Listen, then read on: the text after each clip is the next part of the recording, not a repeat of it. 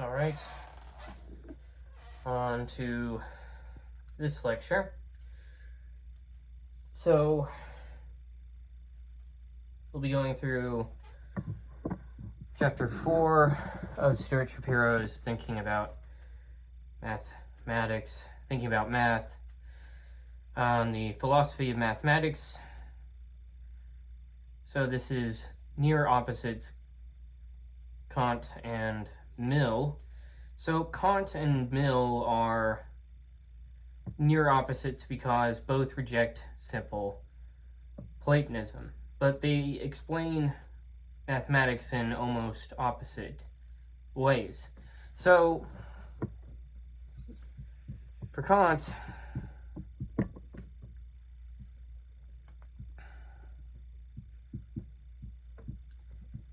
mathematics is synthetic a priori. For Mill,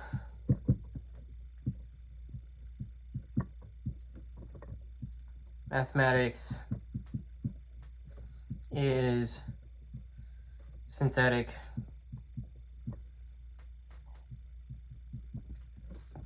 a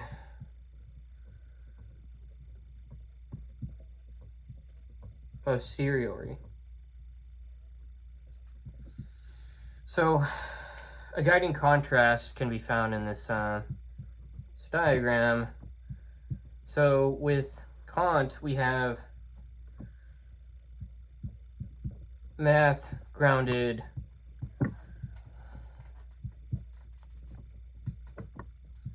in pure intuition,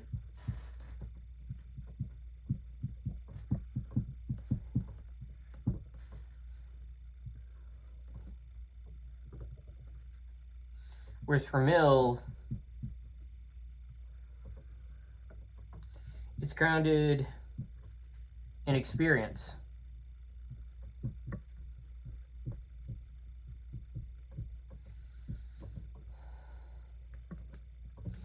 And for Kant, we have this idea of the necessary and a priori with which math concerns itself. And for Mill, it's the empirical and inductive.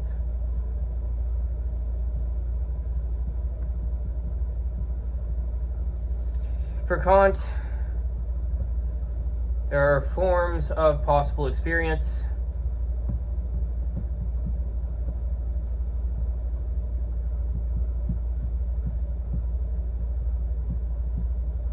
For Mill, there are generalizations.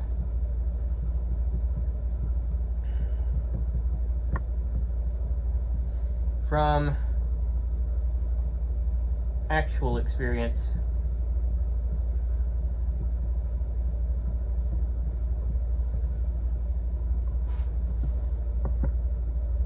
Now, let's go ahead and move on to the first point, keeping all of this in mind.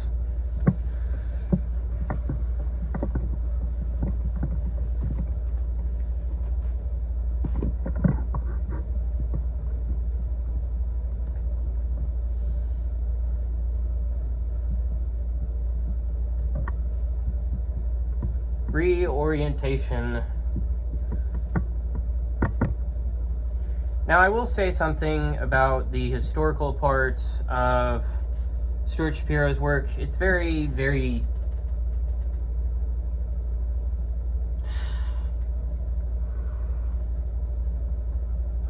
he talks about the ancient part and he talks about the early modern part of the history, but he doesn't talk about any of the medieval. So he doesn't mention the scholastics. Well, he doesn't mention the Islamic period for mathematics, and he doesn't mention the scholastic portion of that, the scholastic Christian portion of that, which I think is a huge mistake, because a lot of because a lot of the way we see mathematics now was definitely formed by what went on then. So, for example, the idea of infinity as both totality and potentiality emerging from the theology of the Scholastic era. He doesn't really get into that, which I think is a huge mistake, but so be it. It's not a book for the history of mathematics, it's a book for the philosophy of mathematics, so you could argue that. And he's just sort of, I don't know. But mathematics after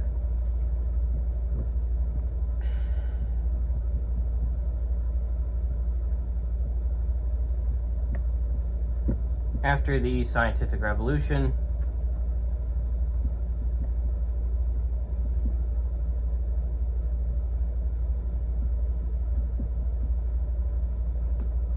now, by Kant's time, mathematics and science had changed dramatically.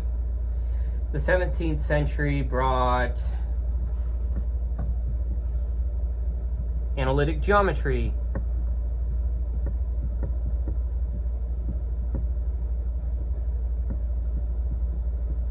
calculus,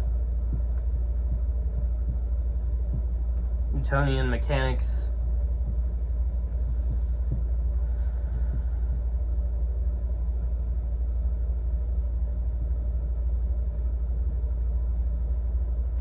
and new ideas of continuity,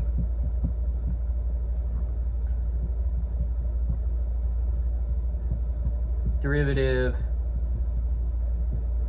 and limit.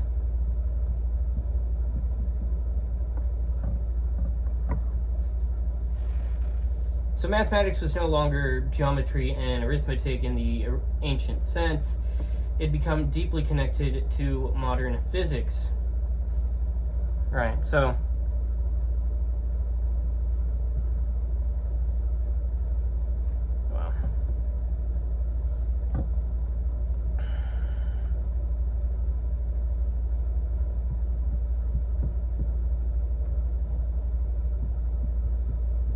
now, the philosophy of mathematics has to explain not only ancient geometry and arithmetic, but also the role of mathematics in modern science.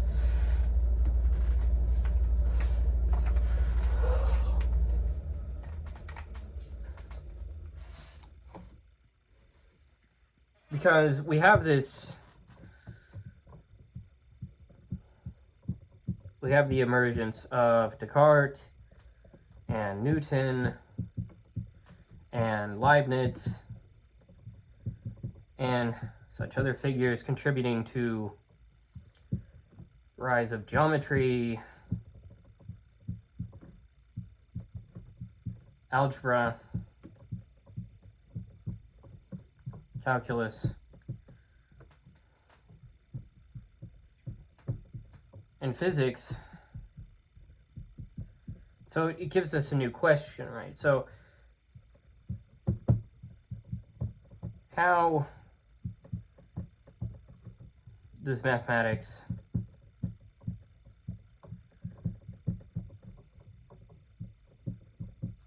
make modern science possible?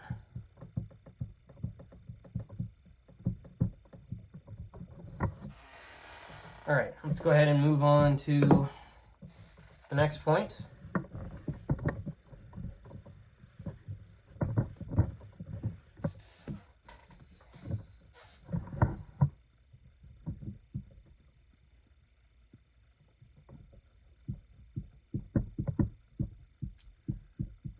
Rationalism and empiricism. So the background dispute is between rationalism and empiricism. So for rationalism,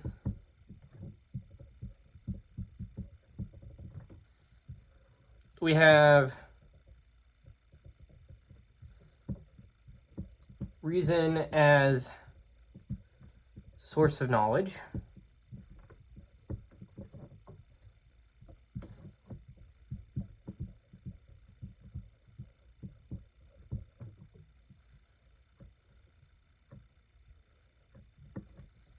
We have mathematics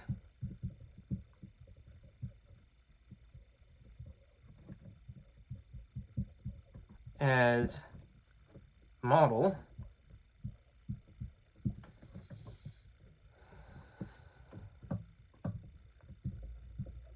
We have Descartes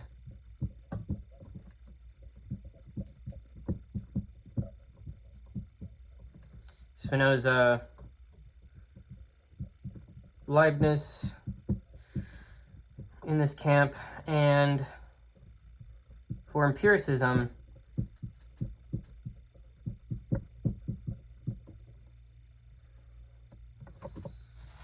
we have sense experience.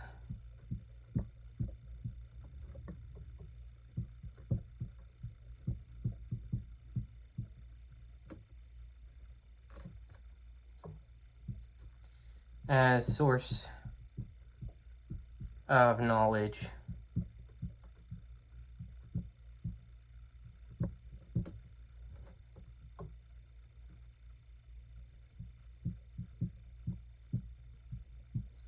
We have mathematics as problem.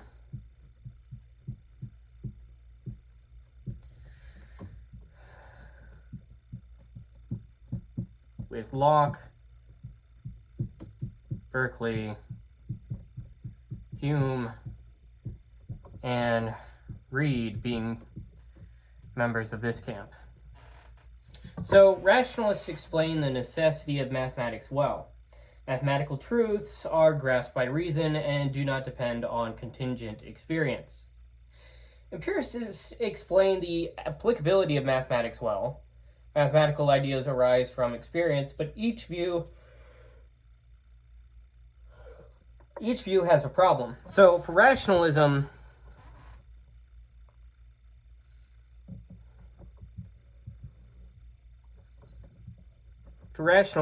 you have necessity explained,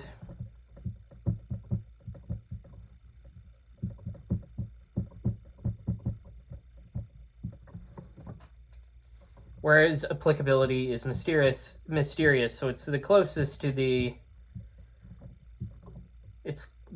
to Platonism in that sense.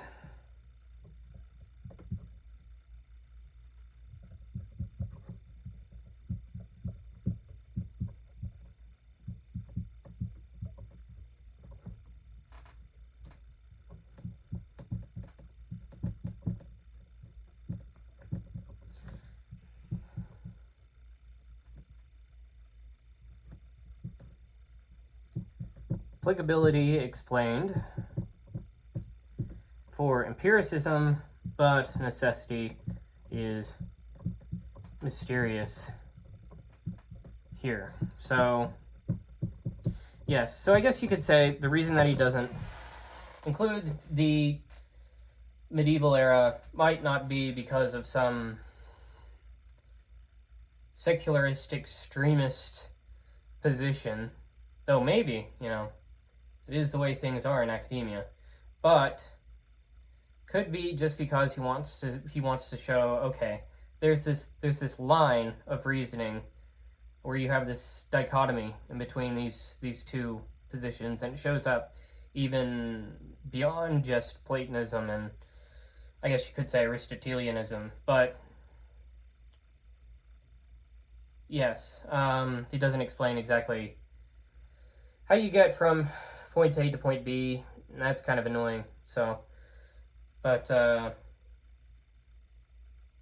it is what it is. So, yes, Kant and Mill inherit the old Plato-Aristotle tension. Exactness and necessity pull us toward rationalism, while applicability pulls us toward empiricism, right? So, for the problem of rationalism, then, we have, okay, why...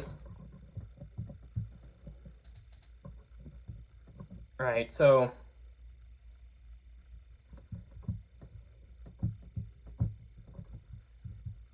problem for rationalism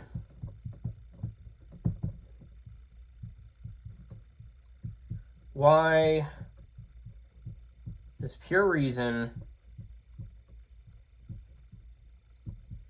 apply to nature?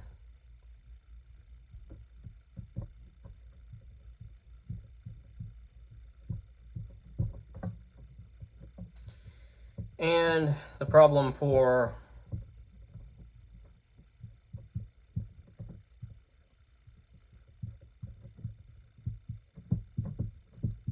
empiricism,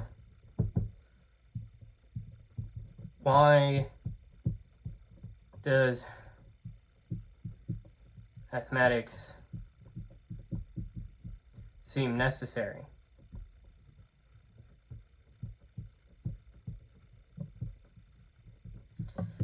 All right, let's move on to the next point.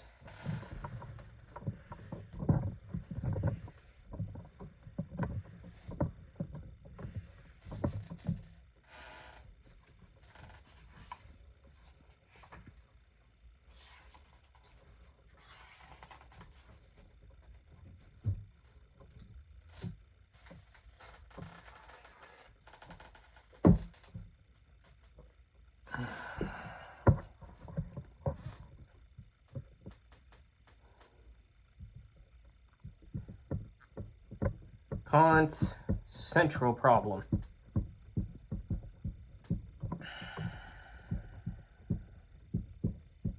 Now, Kant tries to synthesize rationalism and empiricism. So, this is a bold... Well, it's not like you're charging into the trenches or anything, out of the trenches. Or into them, if you're in no man's land. But he tries to synthesize rationalism and empiricism.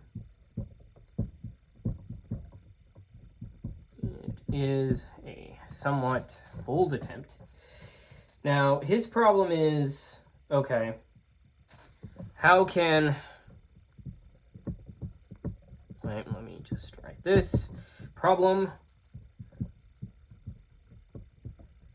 how can mathematics be a priori and yet apply universally to experience?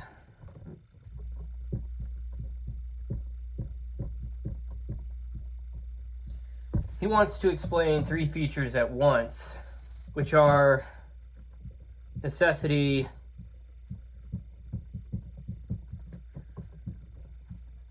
a priority, and applicability.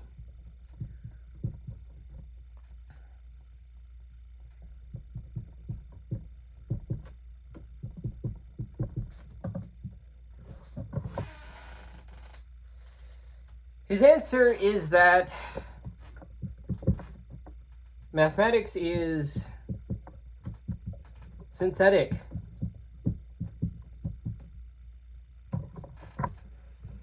Second, this should probably get its own separate point here. So, math is synthetic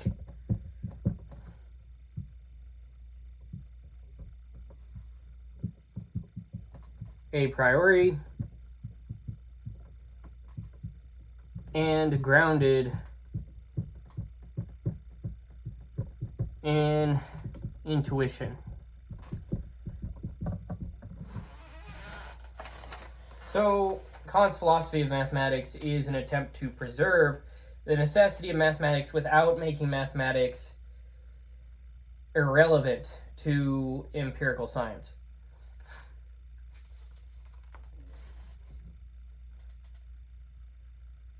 All right, now let's see how this, let's look at this a bit deeper. Go on to the next point.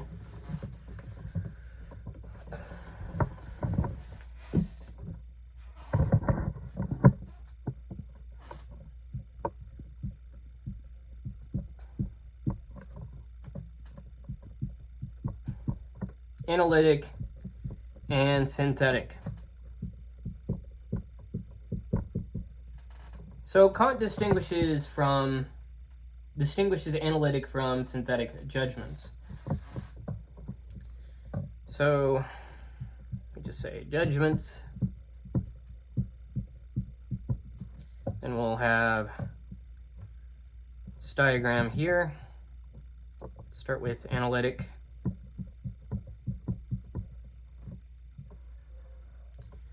So for an analytic judgment, well, the predicate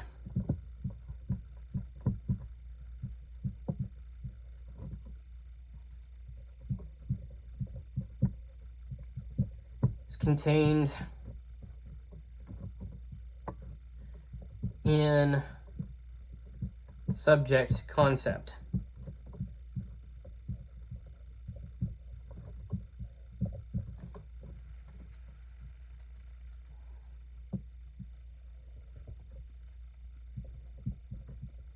Versus in synthetic,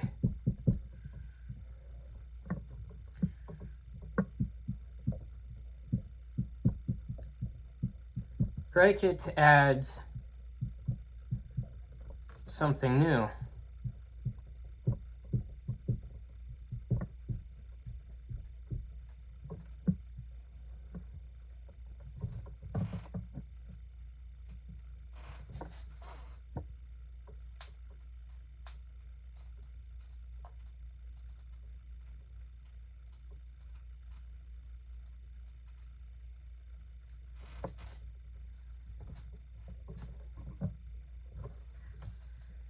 So for analytic judgments, well, known by conceptual analysis.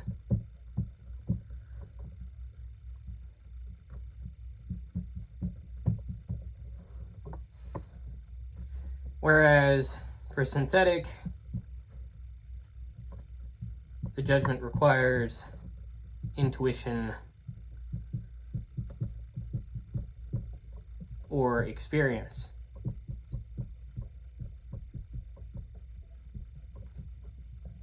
For analytic, we have this sort of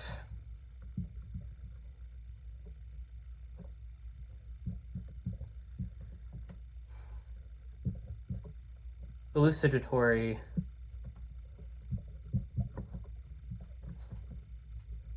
nature, whereas for synthetic, it's more amplitative.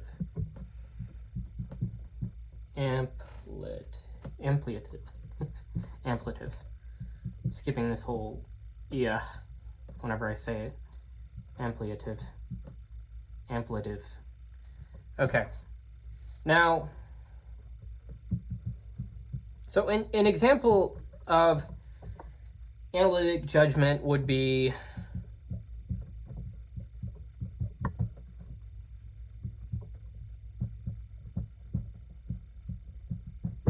let's say all bachelors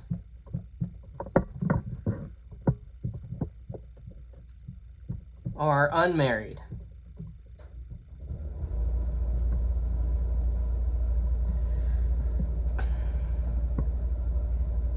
The predicate concept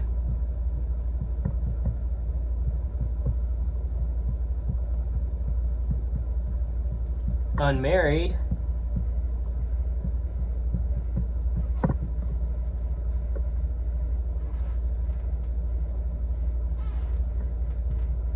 is already contained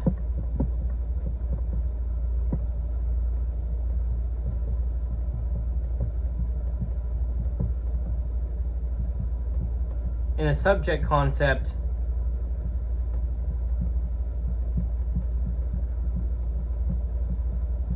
bachelor. Kant thinks most mathematical judgments are not like this.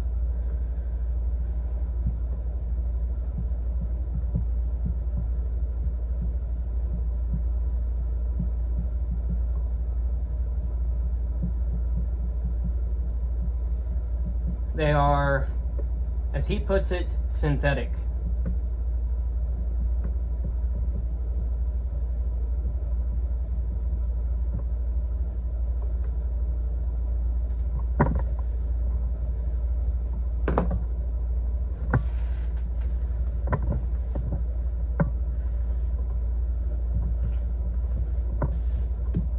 Yeah, so let me just say this. We have the analytic as unpack the concept.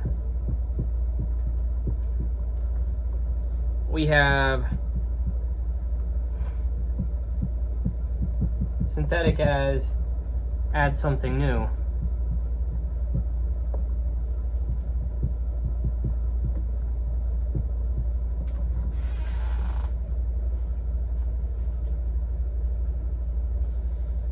Now let's move on to the next point.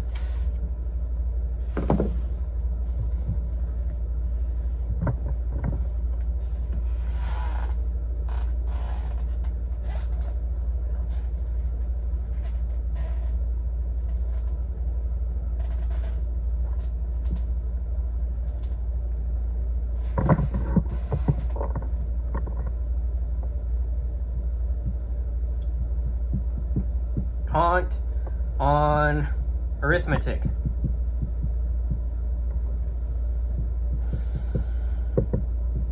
Seven plus 5 equals 12. Now, Kant famously argues that 7 plus 5 equals 12 is synthetic.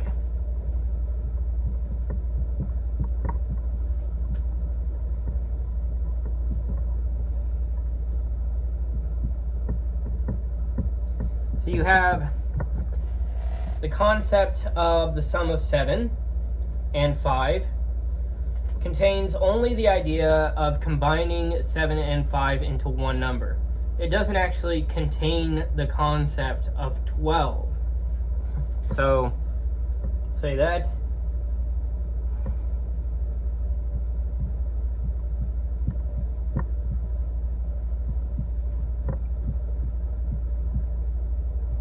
So that's how, hence the term synthetic. Sum of 7 and 5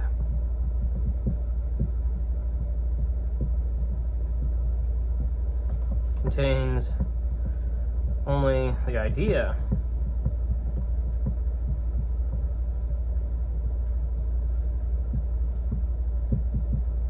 of combining 7 and 5 into one number.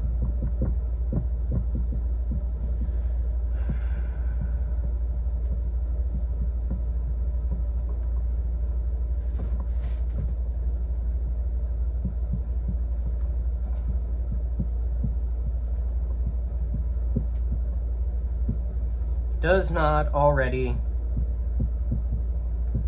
contain the concept of 12.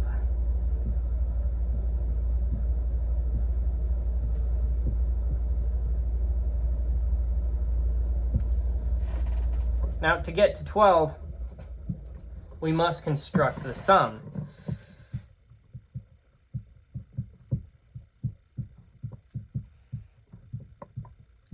We go from 7 to 8, 8 to 9, 9 to 10, 10 to 11,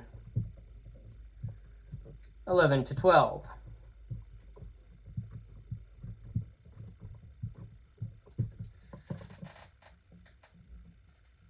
Now, this construction involves intuition,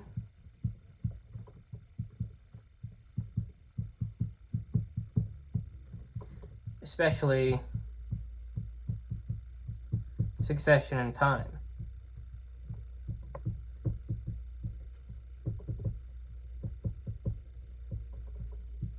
Now, for Kant, arithmetic is not mere definition. It requires constructive activity in intuition. For Kant, arithmetic is is not dependent on conceptual analysis alone, right? So 7 plus 5 is not equivalent to conceptual analysis alone. You go 7, 8, 9, 10, 11, 12. Arithmetic uses succession. All right, let's go on to the next point.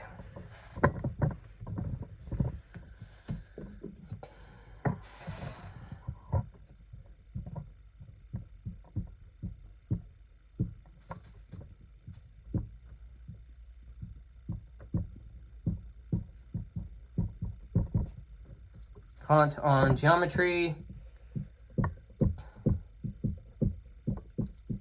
constriction in intuition.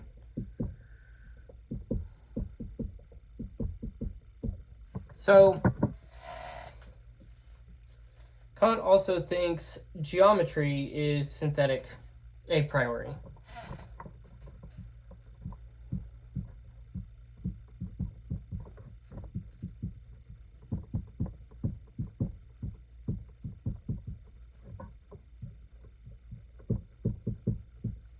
So a philosopher who only analyzes the concept of triangle will not discover that the angles of a triangle sum to two right angles.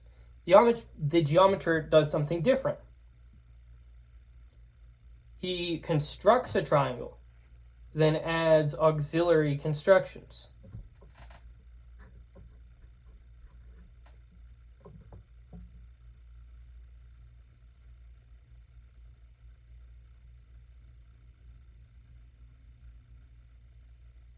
So let me just, okay.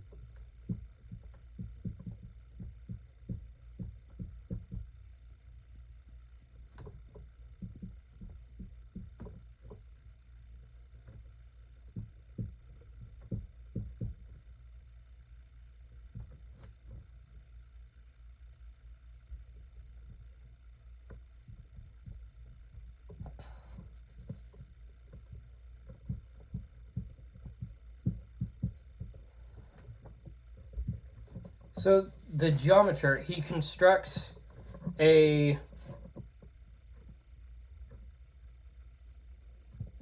triangle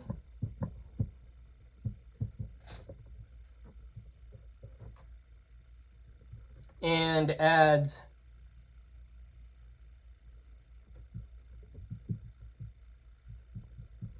auxiliary constructions.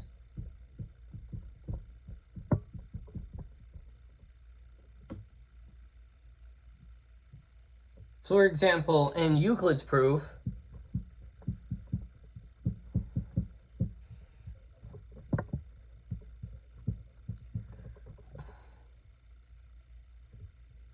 that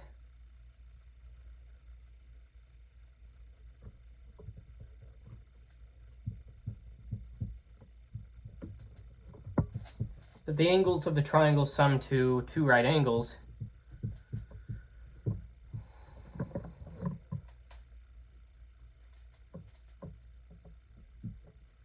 the geometer constructs a triangle. He extends one side. He draws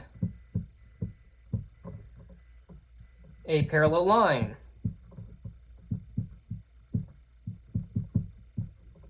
He derives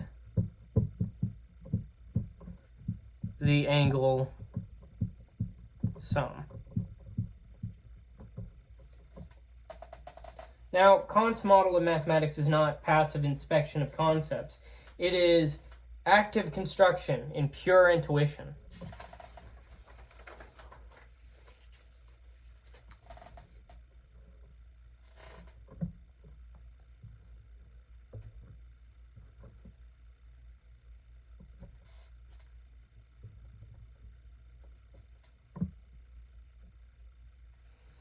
just say this.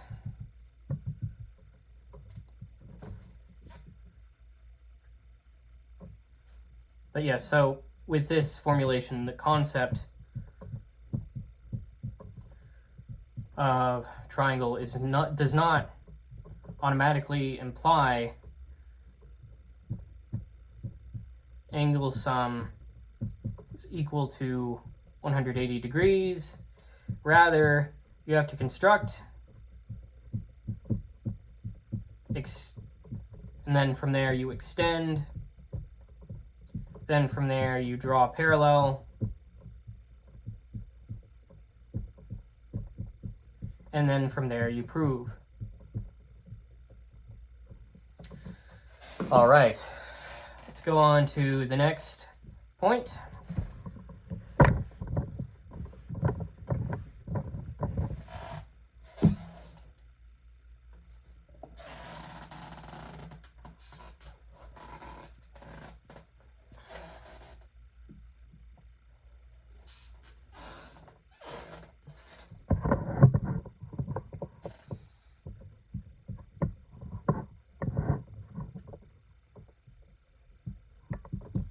Philosophy and mathematics.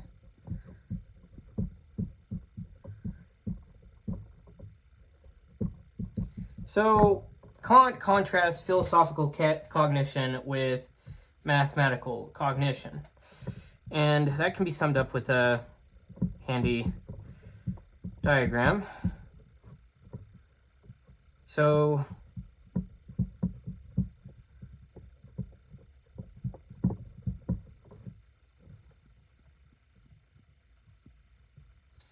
for philosophy, we have rational cognition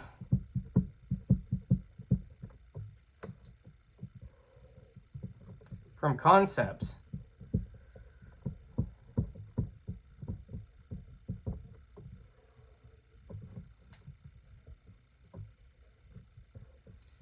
Whereas for mathematics, we have rational cognition from construction.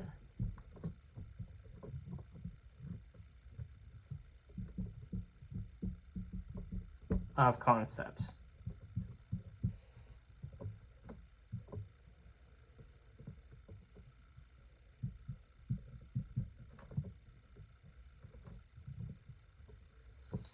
For philosophy, we have conceptual analysis,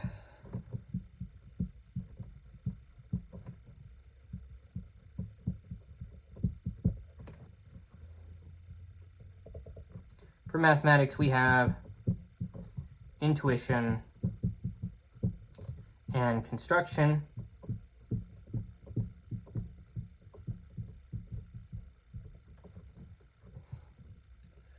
For philosophy, we have that makes explicit what is implicit.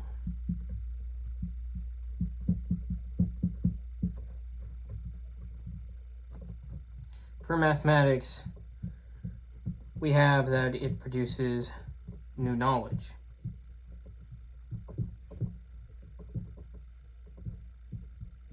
Now, that is why mathematics can be synthetic and yet a priori.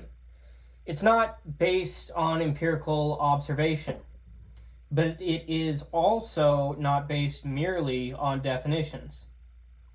Kant gives mathematics its own distinctive epistemology. It's neither ordinary empirical knowledge nor mere conceptual analysis. So, that being said, I'll say this. We have philosophy is rooted in concepts, right, and math is construction of concepts. And so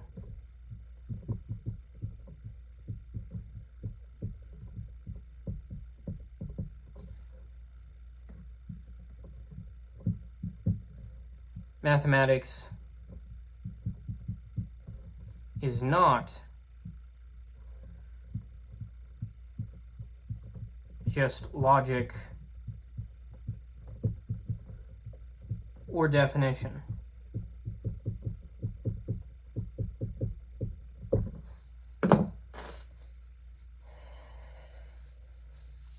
All right, now let's move on to point 8.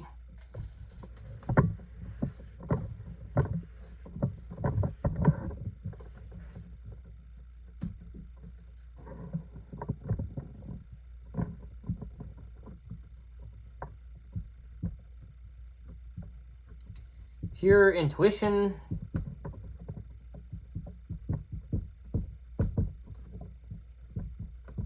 space and time.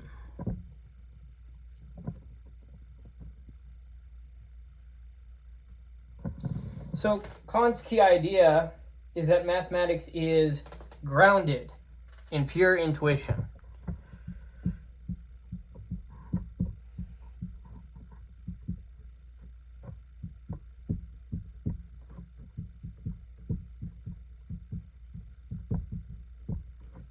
So for geometry, you could say it's a chain.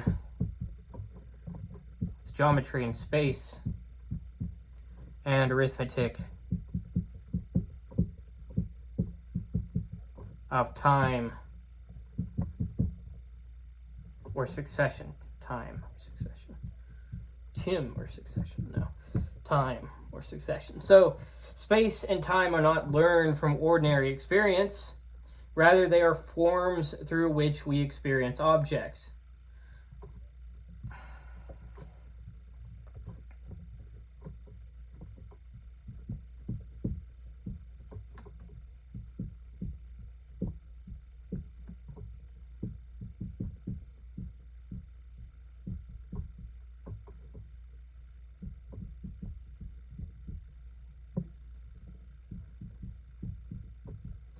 Mathematics applies to experience because experience itself must be structured spatially and temporally.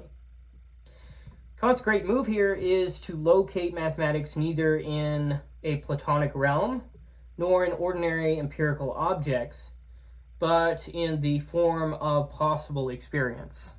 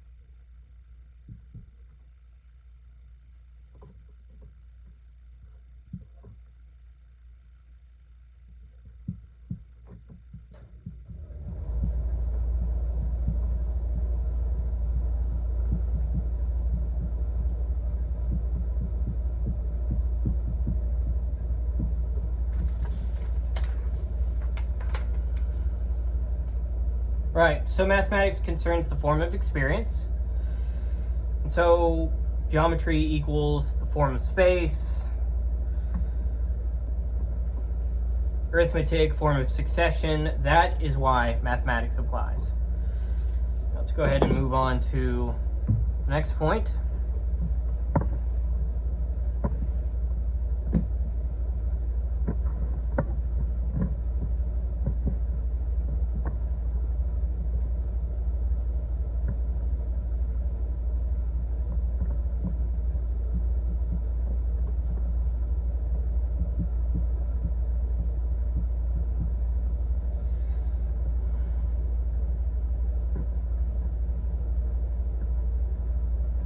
Now,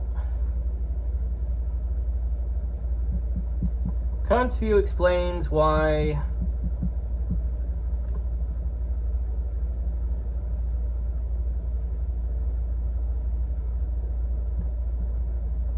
mathematics seems necessary.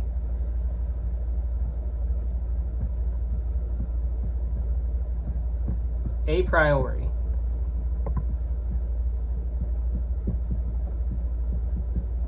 And applicable.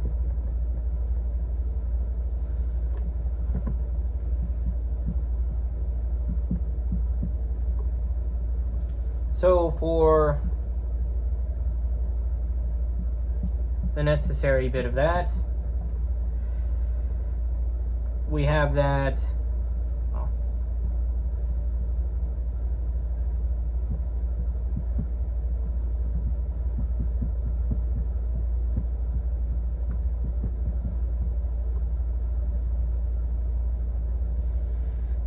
for Kant's explanation, we have that experience must conform to space and time.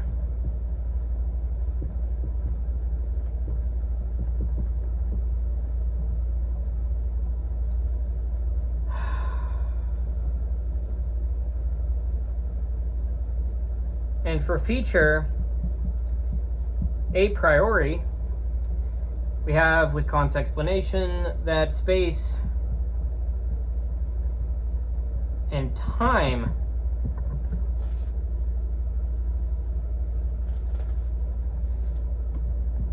are forms of intuition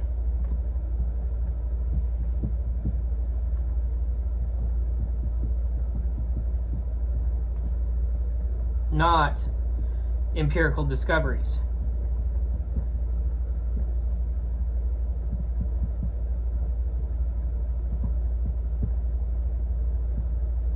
Now, okay, how is it applicable? Well, objects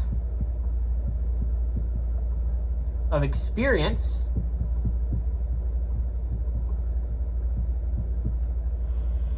appear within these forms.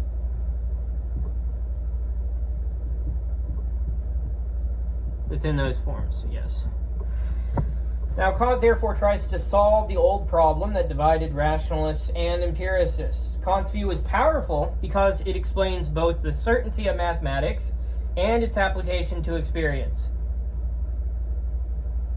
Right, so Kant's success lies in, okay, mathematics structures possible experience, therefore it's a priori and applicable.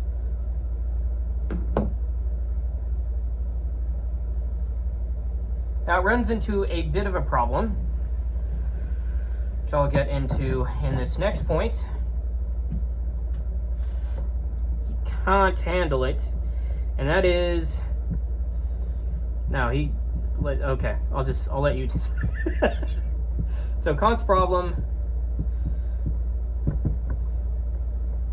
non-Euclidean geometry. So Kant's view is placed under pressure by later developments in mathematics and physics. So a central example of that is non-Euclidean geometry.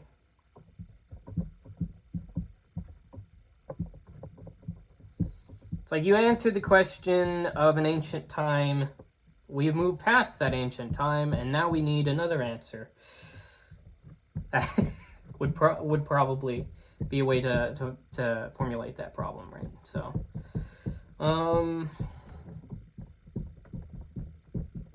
yes, central example, non-Euclidean geometry. So remember, Kant held that Euclidean geometry describes the necessary form of spatial intuition, but modern physics uses non-Euclidean geometry to describe spacetime. This creates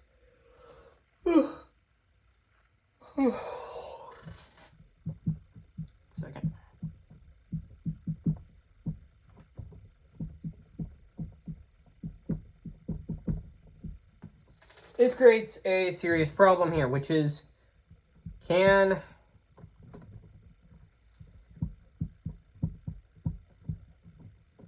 a supposedly a priori truth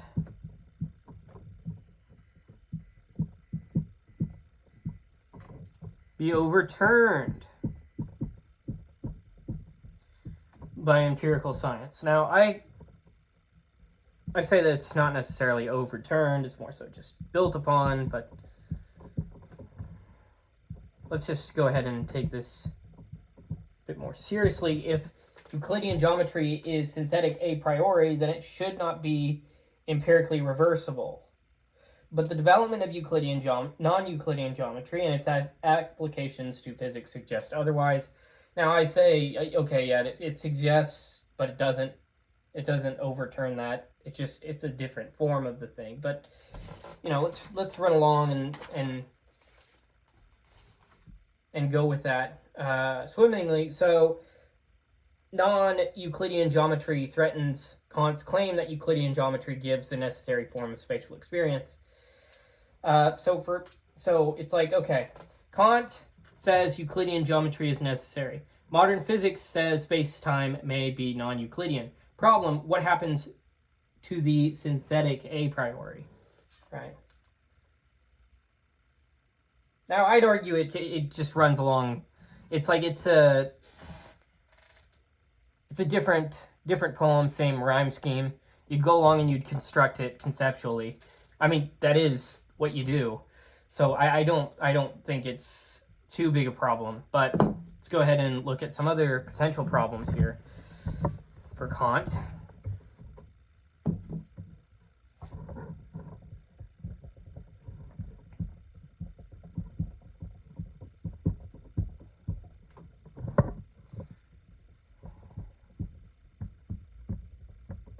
Further problems for Kant.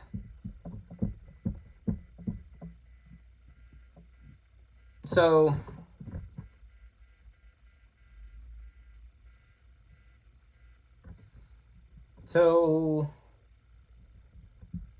I'll just say more new math. So these kind of strain Kant's account. So for example, complex analysis, right? It's the same sort of deal you run into with Aristotle. Whoops, I said analytics. Complex analytics. Like it's some sort of computer science thing. But yes, higher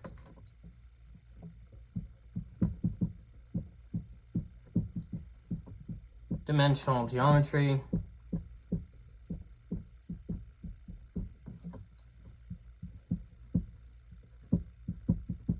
Functional analysis. And set theory. And there's a lot that's happened between here and there.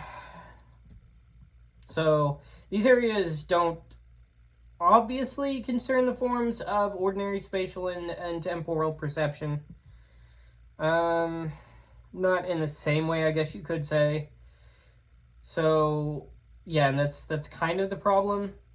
Kant's view works best for Euclidean geometry and elementary arithmetic. It's also less clear how it extends to modern mathematics, but it still has some oomph to it, you know. So Kant gives a powerful account of traditional mathematics, but later mathematics stretches or breaks the link between mathematics and intuition. So it's not like well, I wouldn't say breaks completely, but well, actually, yeah, I would say that because it's like you can kind of you do in practice black box a lot of the other mathematics in order to focus on this one thing that you can contribute towards, and then, well, everything else, it's like, no, it doesn't really matter unless you do reverse mathematics and then you try to go back to axioms. But suffice to say, Euclidean geometry fits Kant well. Set theory, complex analysis, higher dimensions, those fit less well, right? So that's the problem there.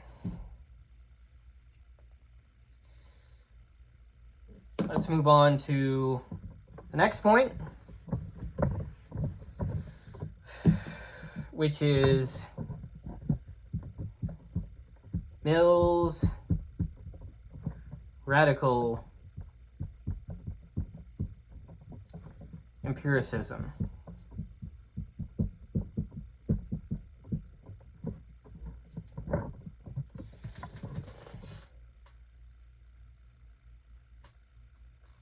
So Mills takes the opposite route from Kant, because of course he does. He rejects a priori mathematical knowledge. Mathematics is not grounded in pure intuition, Mills says. It is grounded in experience. Mills distinguishes, well, mathematics is empirical, right? So Mill distinguishes verbal propositions from real propositions. In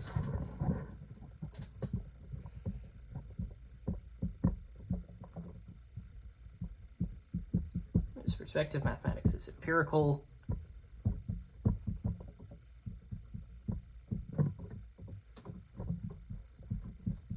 And its propositions are of two kinds.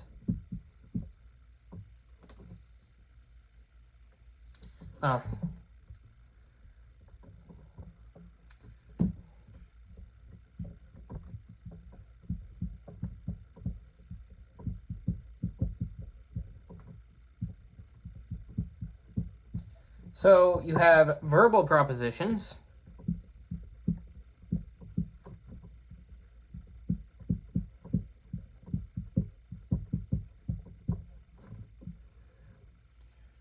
For these we have, these are true by definition.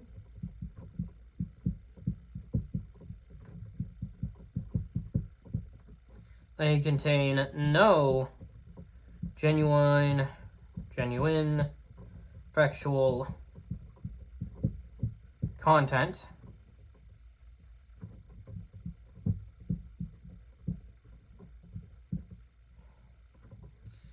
And are not mathematics.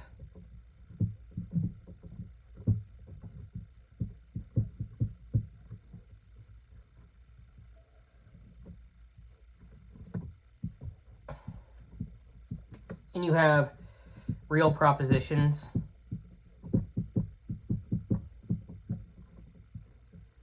And these are about the world,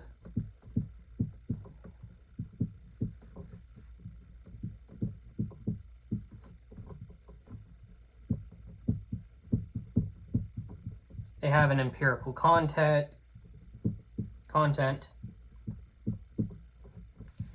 and are about mathematics. So, for Mill, mathematics and much of logic consists of real propositions. They are ultimately known through induction from experience.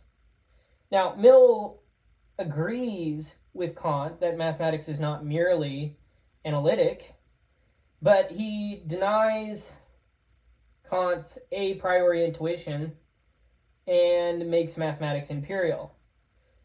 So let me just say this. So you have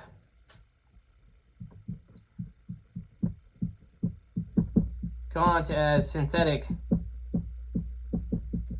a priori,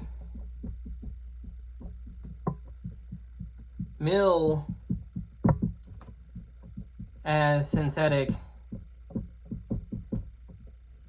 a posteriori.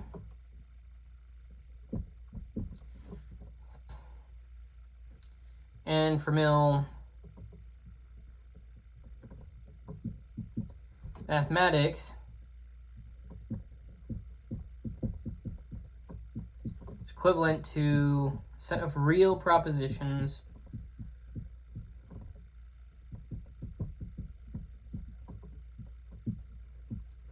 about the world.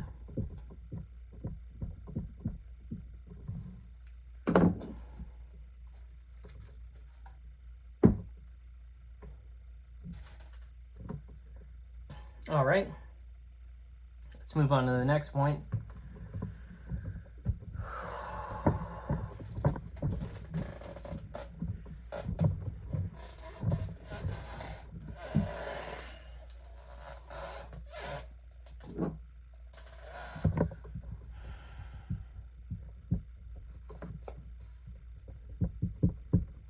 Mill's epistemology.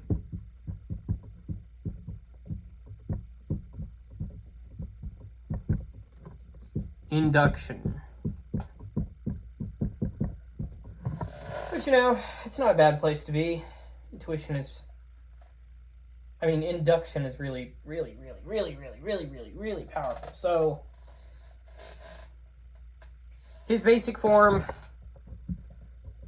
his basic model of knowledge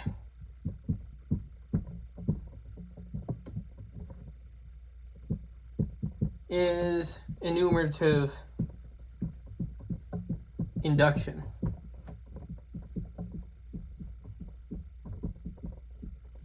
So it's like, oh, okay, you have many observed cases.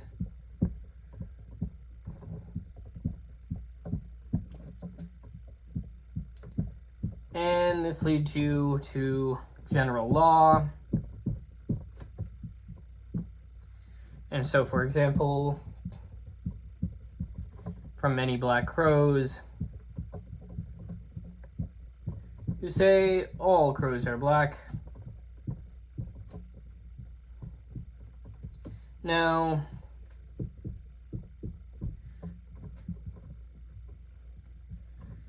Mills applies this to mathematics. He says, well, he doesn't say anything nowadays, but no. Mathematical propositions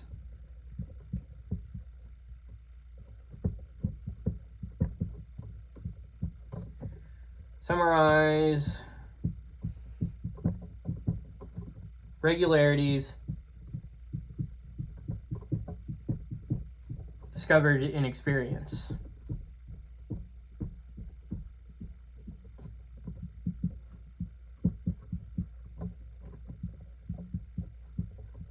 So we repeatedly combine and separate objects and observe stable patterns. Mill's view is naturalistic. Mathematics is part of the same empirical inquiry as science.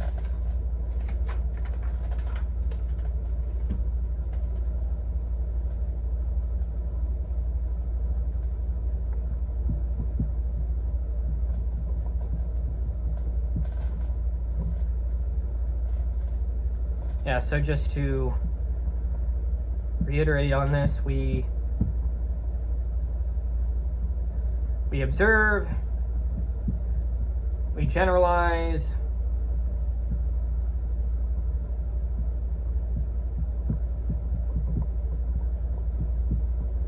and this leads us to mathematics. There's no special a priori faculty. There is no tooth fairy. There is no, what does he say? He says something else and then he says there is no Queen of England. I mean, back then it wasn't true, but yes. Okay, now let's move on to the next point.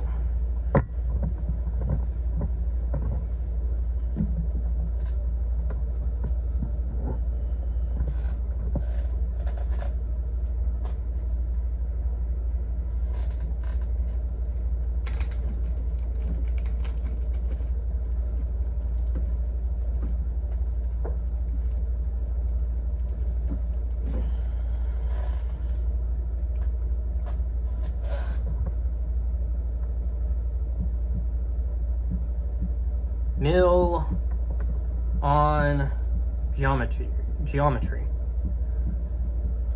So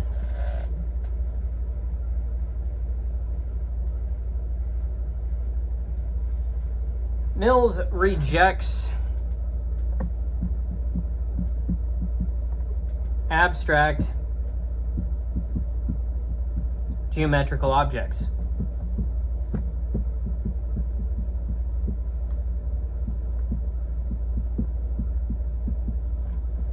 From this perspective, a geometrical line is not a Platonic object or a Kantian construction in pure intuition. It's an idealization of physical lines.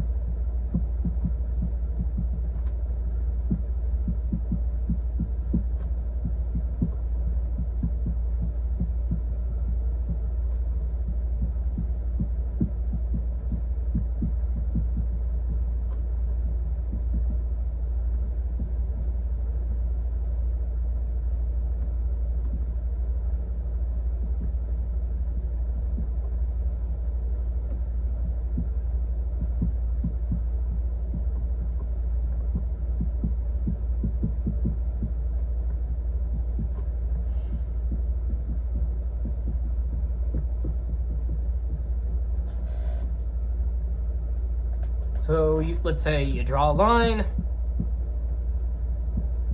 Well, you have a, actually let's just say you have a drawn line. Then, okay, this gets thinner. Let's say it gets straighter. And eventually you have the ideal line. Points, lines, circles are limit concepts.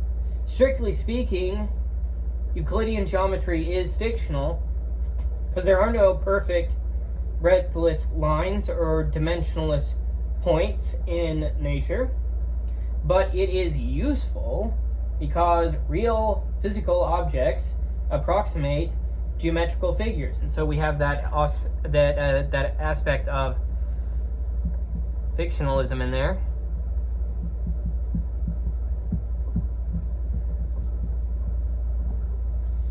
Now, Mills explains the applicability of geometry by making geometry an idealized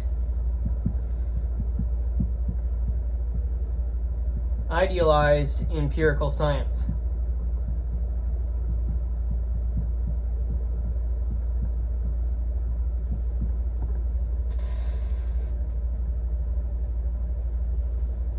Right, now let me just erase this and discuss this a bit more. So you have alien geometry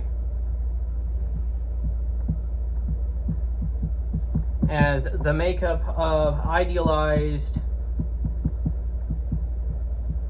physical figures, where the perfect line is equivalent to limit of thinner and straighter drawn lines. And geometry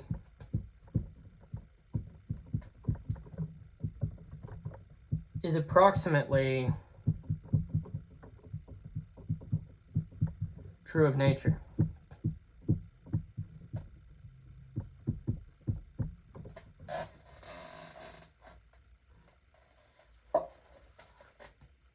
All right.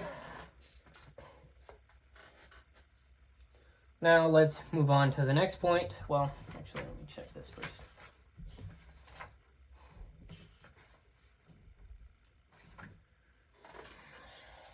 Yes, okay. Now let's move on to the next point.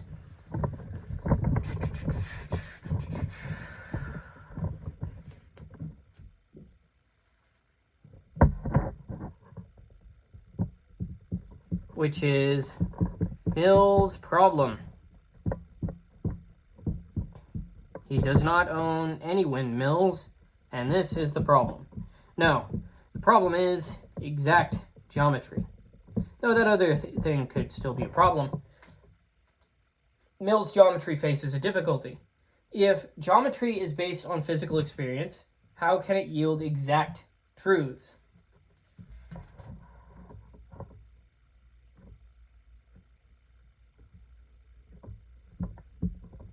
Geometry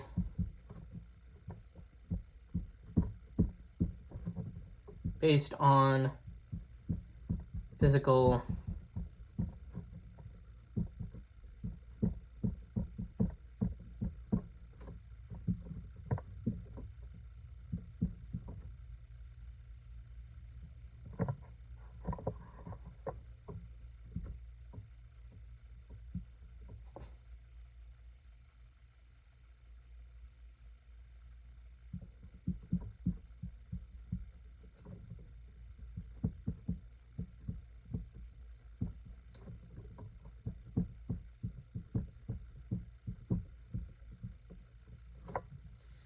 So, for example,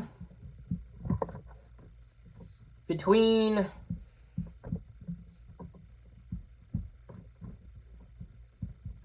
any 2 points,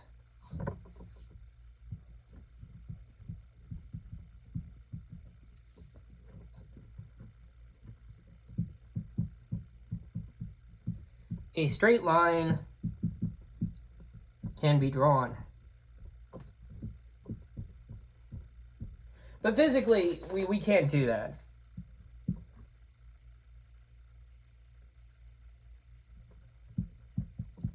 Physically, that's a no-go.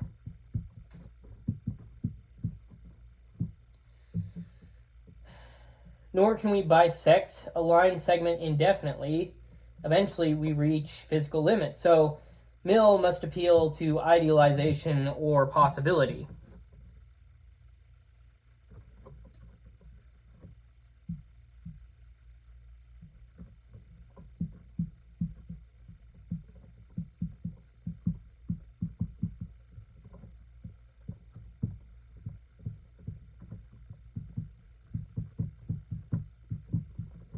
But then the question becomes, where does this notion of possibility come from?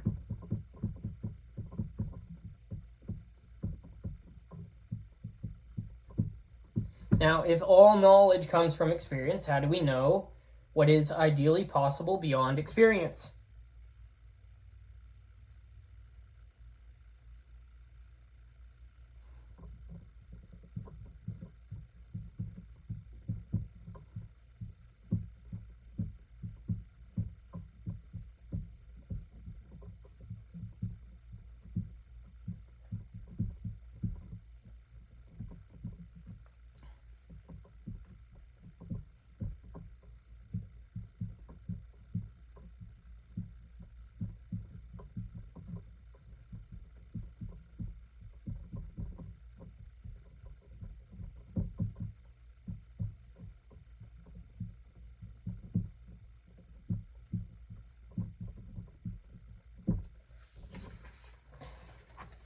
Now, Mills explains applicability, but at the cost of making exactness difficult to understand, so we run into the same problem, right? So, experience gives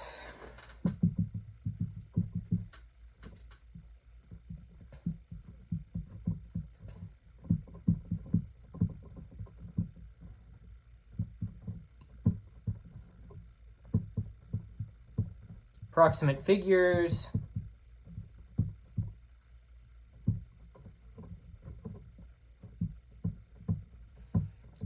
geometry gives exact truths,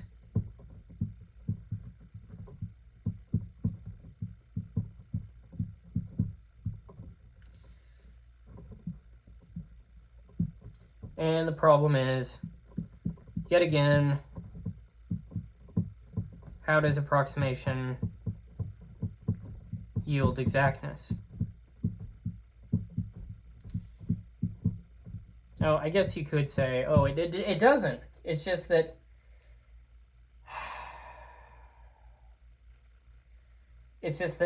well, the thing that you're saying is an exact thing isn't real, It's just an idealized thing.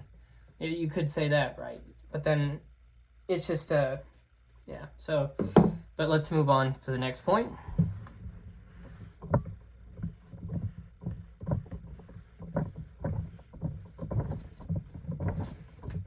Because if, you know, he is a fictionalist after all, these are useful fictions.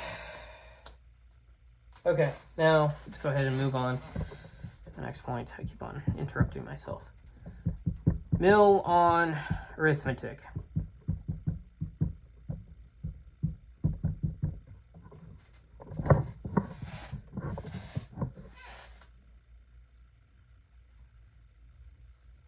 Mill also treats arithmetic empirically. Numbers are always numbers of something, right? So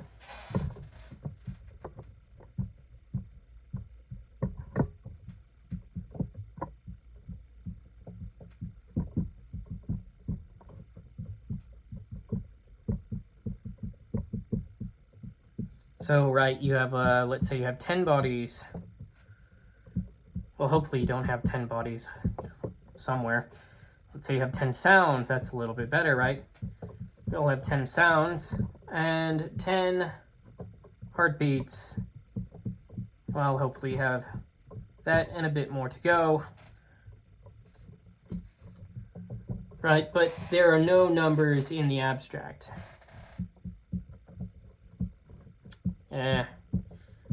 Which is a problem, but yes. So, numerals are not names of abstract objects, rather they are general terms applying to aggregates. So 2 denotes all pairs, 12 denotes all dozens. Arithmetic sums are generalizations.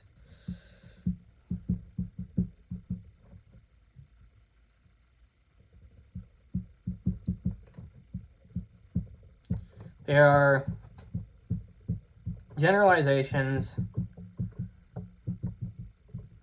about what happens when aggregates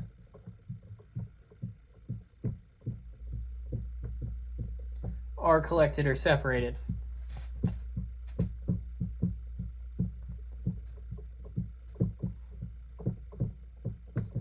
So it's like, well, okay, 2 plus 1 is equal to 3. That means roughly 2, well, it's better to show the contrast if I put it in words. 2 things combined with 1 thing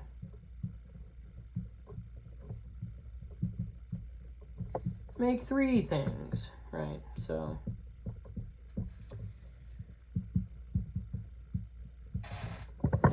Mills makes arithmetic about physical aggregates. This explains why arithmetic applies to ordinary objects. Number is equal to number of things. 2 is equal to all pairs. 2 plus 1 is equal to 3 from collecting and separating objects.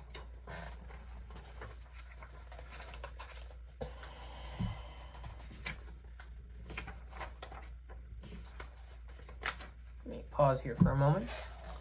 2, 1. All right. So let me just get on to the next point.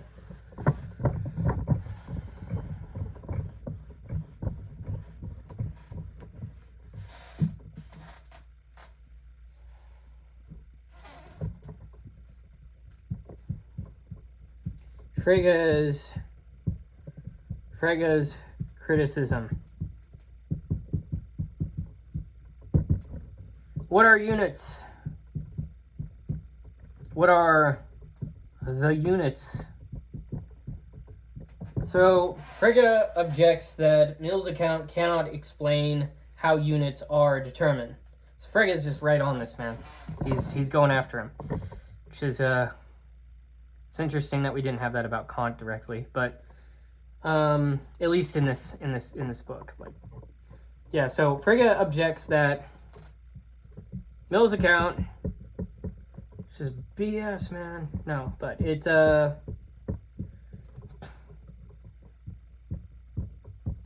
Just like some dude, not Frege, but just some dude just follows Mills around, just insults him. Cannot explain how units are determined.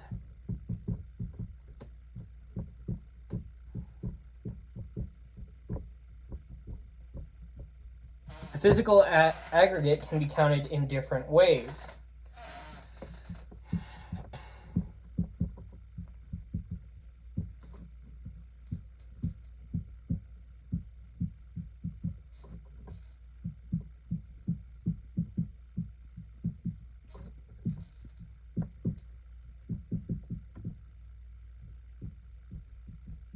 Right, so you could have one pack of cards, you have 4 suits, 52 cards, right? The physical object alone does not determine the number. We need a concept under which we are counting.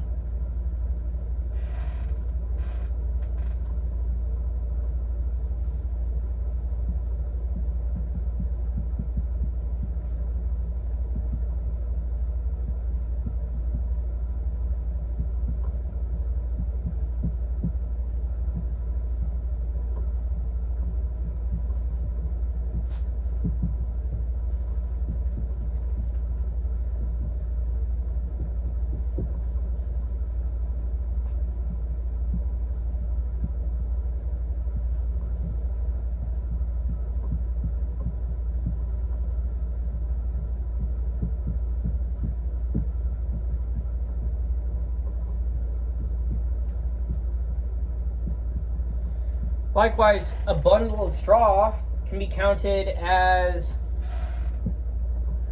well, one bundle of straw, that can be counted as, okay, one bundle, or many straws, or many half straws,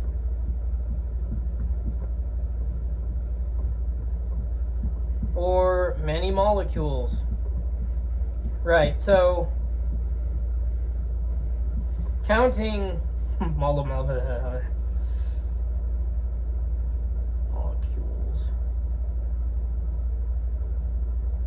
Yeah, counting is not just perceiving a physical aggregate. It requires identifying units under a concept.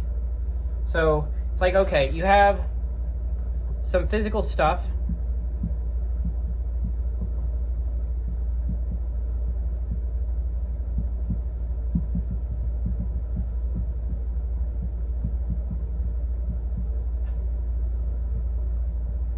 say it's one pack, 4 suits, 52 cards. Question: what determines the units?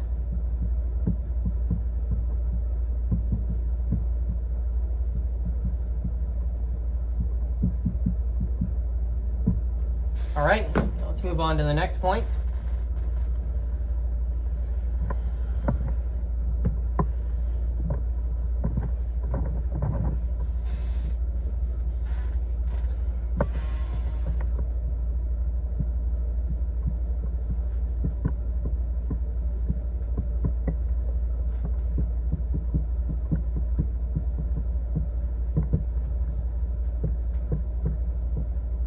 Large numbers. So Frege also presses Mill on large numbers. What confirms us? What? Right. So what experience confirms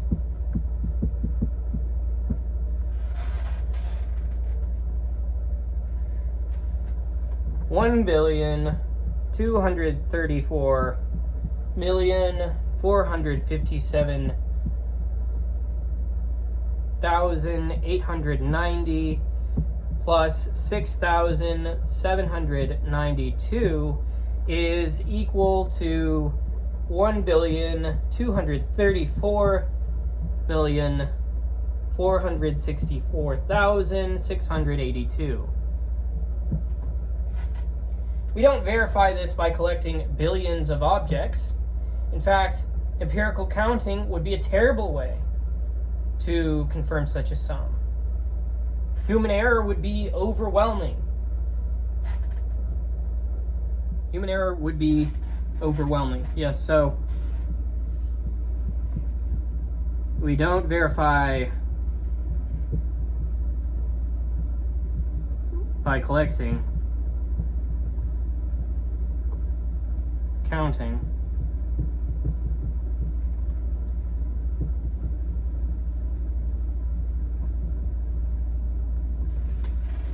we know the sum by calculation.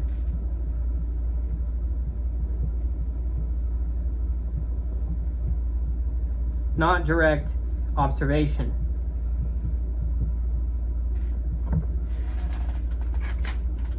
So Mill's inductive account works best for small arithmetic.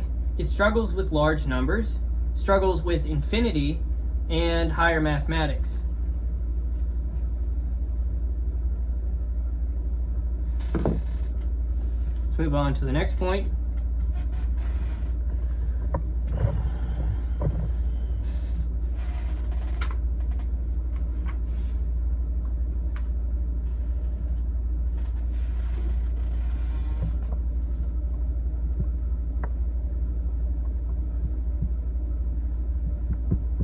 Mill on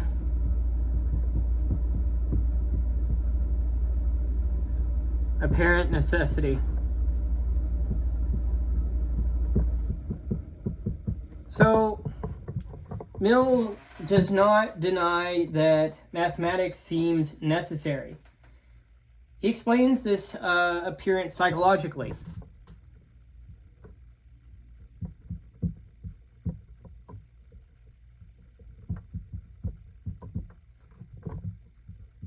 So, basic arithmetic and geometry are confirmed by early and constant experience.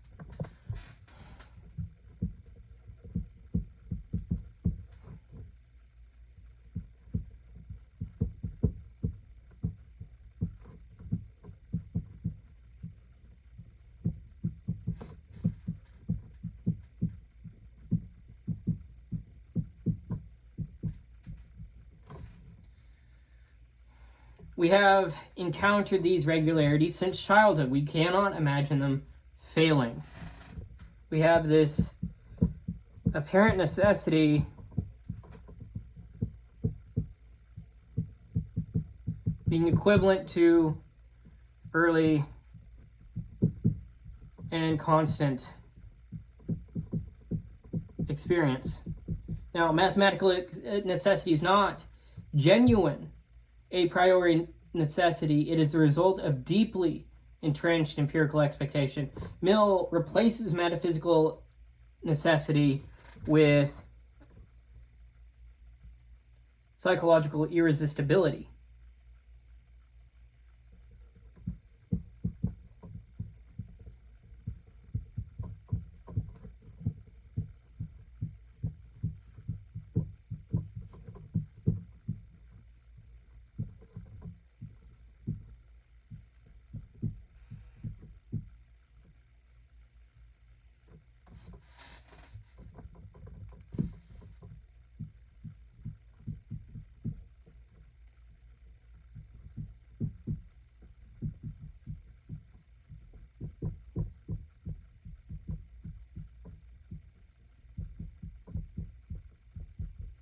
That should be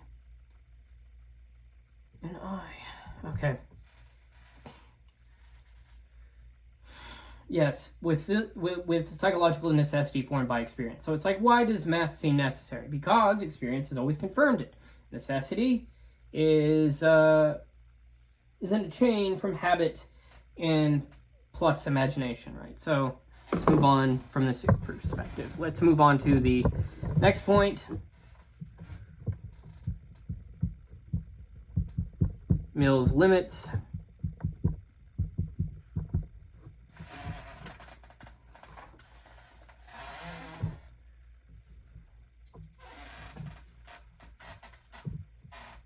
Okay, so he has, he's got a few problems here. And exact geometry is one. So for exact geometry, he has that's a problem for him. Why is it difficult? Well, why it is difficult.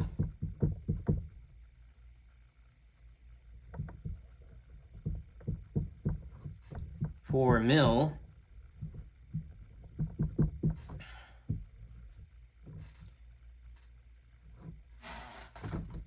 well, experience gives approximations,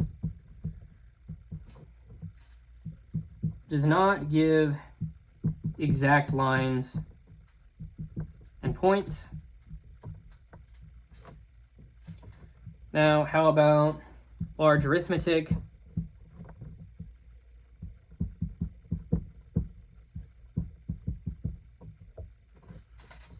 Well, we don't confirm large sums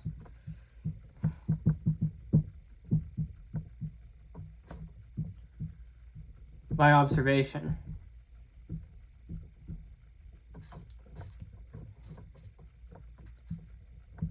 And there's this one for mathematical induction, which is, well, mathematical induction is a bigger thing than enumerative induction. So enumerative induction doesn't justify mathematical induction. Infinity, this is, I think, probably the biggest crux, which is that we don't experience infinite collections.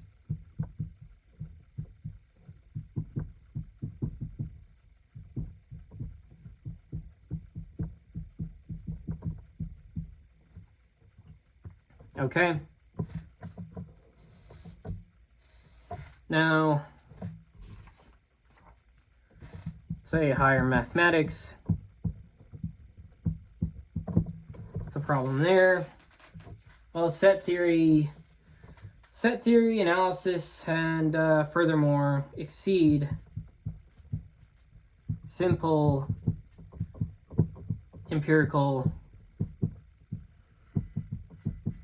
construction.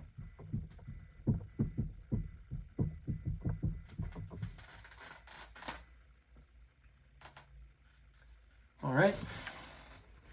So Mill's empiricism, it's bold, it's naturalistic, but it's too weak to account for the full range of mathematics. Mill's problem, experience is finite, approximate, fallible. Mathematics is infinite, exact, and certain. Now, the chapter ends by connecting Mill to Philip Kitcher. So the next point is Kitcher, a modern million, not million as in how much money a person could have, but yes. So Kitcher keeps the empiricist spirit but improves Mill's account through idealization.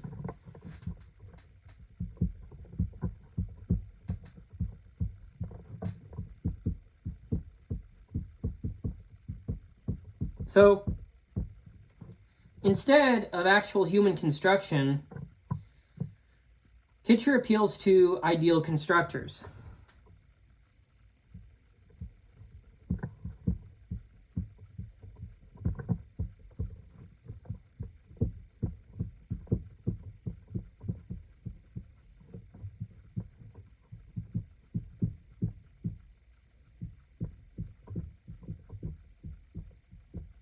So ideal constructors are fictional agents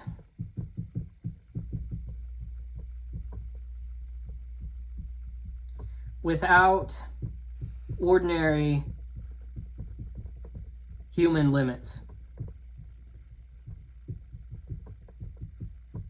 They can draw breadthless lines, collect very large aggregates, and perform idealized operations. This allows a more sophisticated empiricist account of higher mathematics. Kitcher shows how Mill's basic project can be modernized. Mathematics is still connected to human constructive activity, but through idealized activity rather than actual observation. For Mill, it's a matter of actual experience. For Kitcher, it's a matter of idealized construction. It's empiricism plus idealization. To conclude, Kant and Mill as near opposites. Kant and Mill agree that mathematics is not merely verbal or analytic. Both treat mathematics as substantive, but they disagree radically about its epistemology. For Kant, you have this idea of synthetic a priori, pure intuition, forms of possible experience, necessity is preserved, applicability through structure of experience. For Mill, synthetic a posteriori, enumerative induction, generalizations from experience, necessity explained away, applicability through empirical origin. So, Kant and Mill are two attempts to answer the same problem, right? How can mathematics be both exact and applicable? Kant protects exactness, necessity, and a priority by grounding mathematics in pure intuition and the forms of experience. But later mathematics and physics make this view hard to sustain.